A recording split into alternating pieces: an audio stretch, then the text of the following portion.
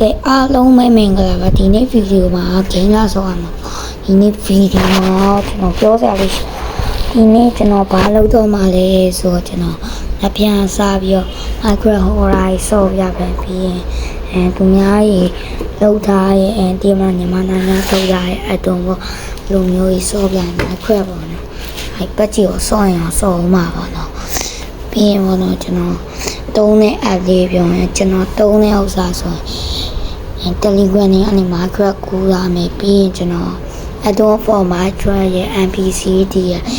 Play Store မှာသွားရိုက်စားလို့ရပါတယ်ဒီနေ့ကဒါလာပြောရပါတော့အလုံးပဲငါပြန်မတင်ဘူးတပတ်ခါမှာတင်ကျွန်တော်တိတ်တော့မအောင်ရန်ပြီးချင်းစိတ်တွေဝင်နေရအားလုံးပဲ